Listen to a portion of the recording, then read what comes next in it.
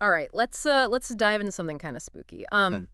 So you guys have sent over a collection of home invasion stories from Vile Vision's pod, Hmm. and it's that primal fear, Yeah. the one where like your safe space, your sanctuary suddenly feels totally vulnerable. Yeah, definitely. It's a theme that I think resonates with pretty much all of us, right? Oh, Like, totally. home is supposed to be where we feel like the most secure. Right.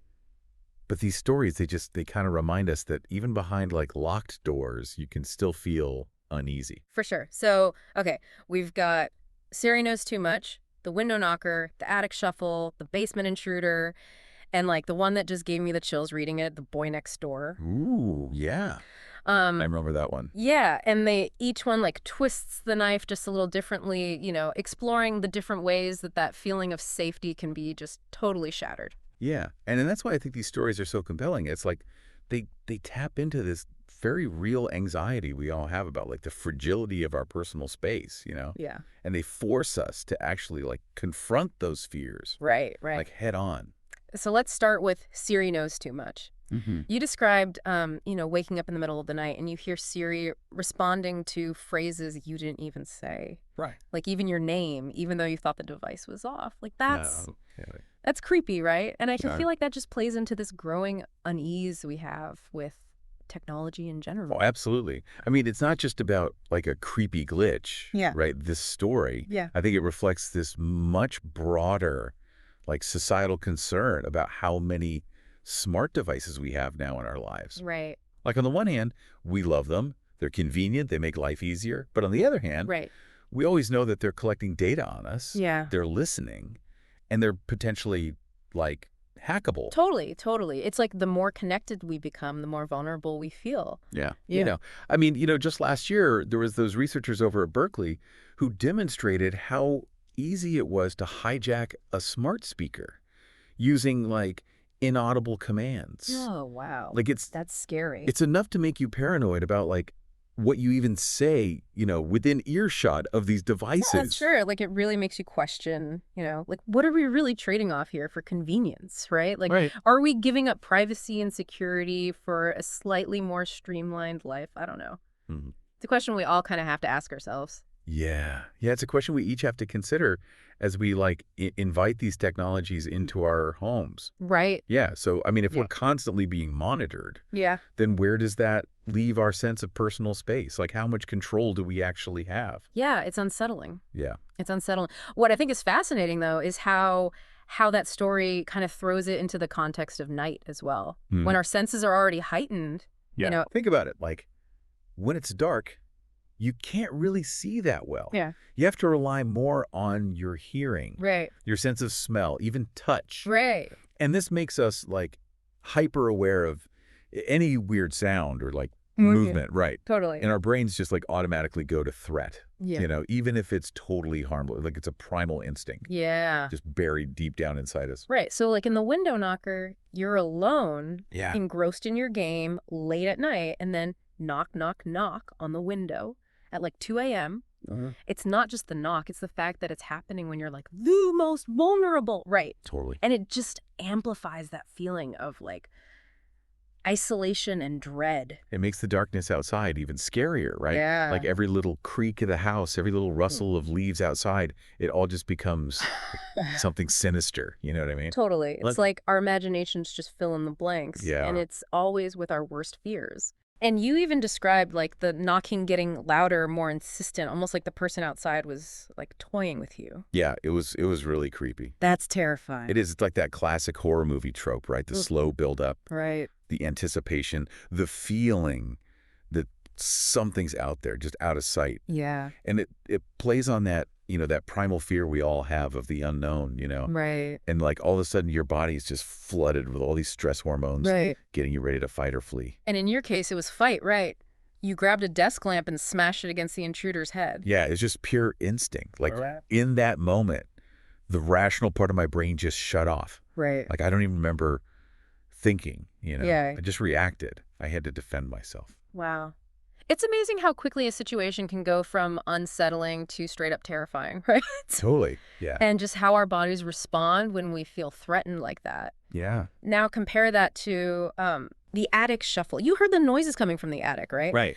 But instead of like confronting whatever it was, Yeah. you slammed the attic door shut and called for help. Yep. Like it's almost like the opposite reaction. Yeah, it's interesting, isn't it? Like some people are just wired for action. Like you Yeah. said, that fight or flight kicks in No, and right. they go right at it, whatever the threat is. Right. Other people, like me in that situation, Yeah. we tend to freeze up. Right. We try to find safety, avoid a confrontation.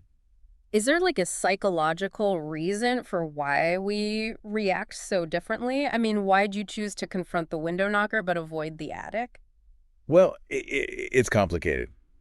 But there's a lot of research out there now Okay. that suggests that, like, how we respond to threats really depends on a bunch of things, Yeah. like our genetics, our past experiences, even our personalities. Right. So like some of us are just hardwired to be warriors and others are more strategists. Like we weigh the risks Yeah, exactly. and then choose to avoid it.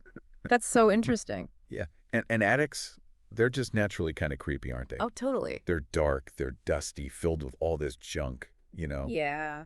And they're always in, like, ghost stories and Yeah. stuff. Right, It's right. like a primal fear, of enclosed spaces and the unknown. Oh, yeah.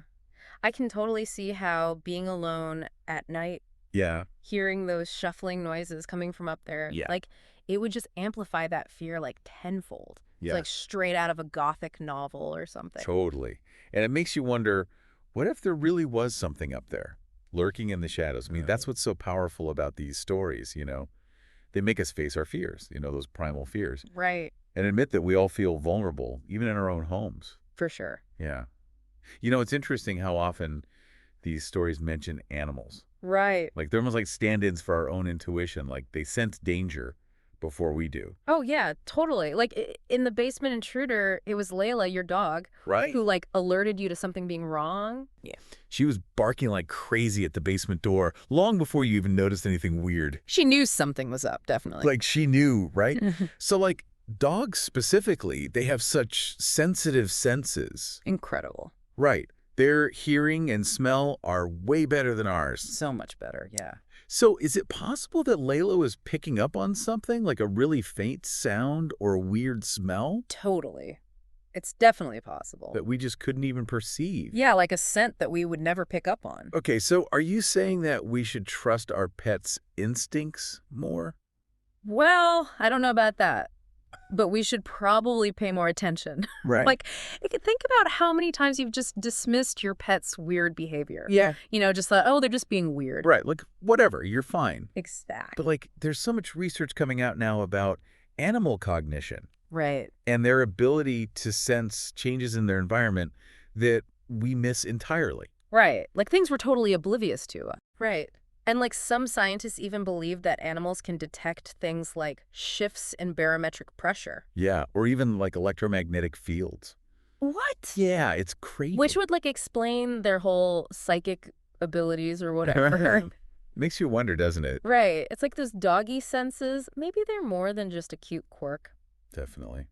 Maybe they are. It really makes you think about all the times our pets have tried to warn us Oh, yeah. about something, Right. And we're just like, no, you're fine. You're fine. Yeah.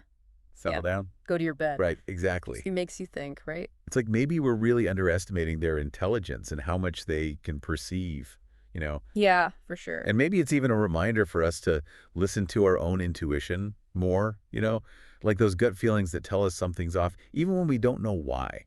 Absolutely. That sixth sense, Right. Exactly. Have you ever had one of those experiences where you just knew something was wrong? Oh, for sure. But there was no logical reason to feel that way. Absolutely. Pretty common, I think. Yeah, totally. Like, most of us have had those moments where our intuition is just screaming at us. yeah. Pay attention, be careful.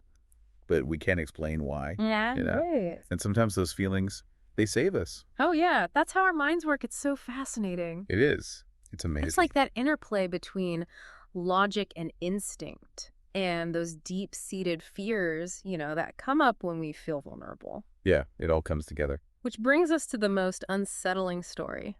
Oh, yeah. The Boy Next Door. That one was rough. That one really got to me. Like, Yeah. it twists the familiar into something just terrifying, Yeah. It really gets under your skin. You know, it's like the violation of trust and like your bedroom. Your safe space. Right, like the most private space being violated is like a nightmare scenario. Yeah. For a lot of people. For so many people. You described the feeling of your bed shifting and then looking underneath, and Joey, the boy next door, is just staring back at you. It's just awful. That image, like, I can't get it out of my head. I know, it's a powerful image, right? Yeah. Because it shatters that illusion of safety we have about our bedrooms. Right. It's supposed to be like the safest place in the house. Totally. Where you can totally let your guard down. Right. And to have that violated by someone you know, yeah.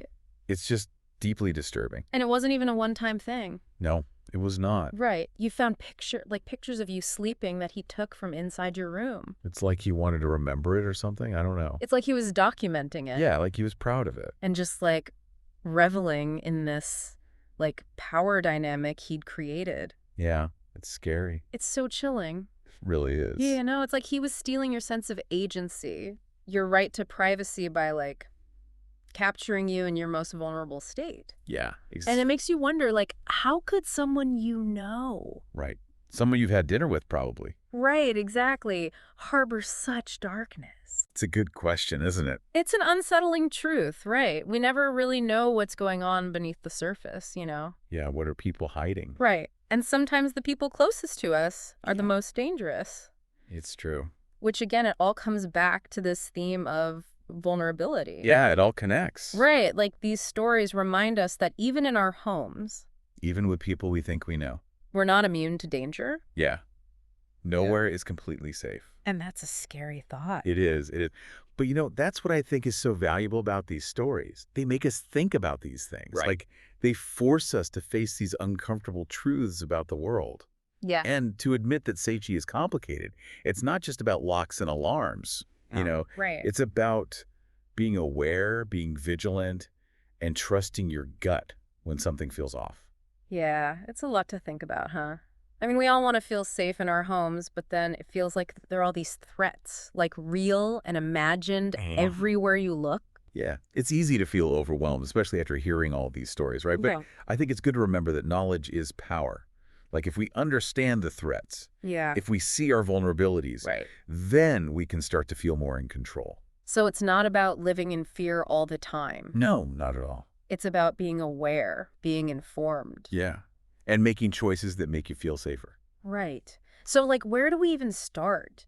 Practically speaking, how can we make our homes safer without like turning them into Fort Knox? Well, I mean, you got to start with the basics, right? Making sure your doors and windows are locked. Right. You've got a working smoke detector, fire extinguisher. Yeah. Maybe even a security system if that makes you feel better. Right. But it's more than that. Yeah. It's about being aware of your surroundings. Yeah. And, you know, your online stuff too. Right. So be careful who you let in, what you post online. Exactly. And trust your gut feeling when something feels off. Trust your gut. Absolutely. Right. That little voice is usually right, even if you don't know why. Right. And don't forget about community, like you Yeah, said. that's so important. Like having those strong connections with your neighbors, people who look out for each other. Yeah. People you can rely on. That's so important. Absolutely. It's easy to forget that we're not in this alone, you know? Right. Like we've got people we can turn to when things get rough. Yeah. It really does take a village. It does. It does. We're not meant to face these things by ourselves. And I think these stories, even though they're spooky, they can help us start these conversations about safety and privacy and technology. For sure. Like they remind us that even though we're behind closed doors, we're still part of a bigger community. Right. And that our choices affect others. And we can all learn from each other. And we can make a safer world. Absolutely. Well, thank you so much for breaking all this down with us. Oh, it was my pleasure, really. It's been so valuable. Happy to be here. And to you listening, we hope this deep dive has given you something to think about. Yeah, maybe you'll double check your locks tonight. Right. Or think twice before telling Siri all your secrets. Yeah, right. And if you're feeling brave, maybe check out more from Vile Visions Pod. If you dare. But for now, trust your instincts, stay aware, and never underestimate the power of a well-lit room. Good advice. Until next time, stay safe out there.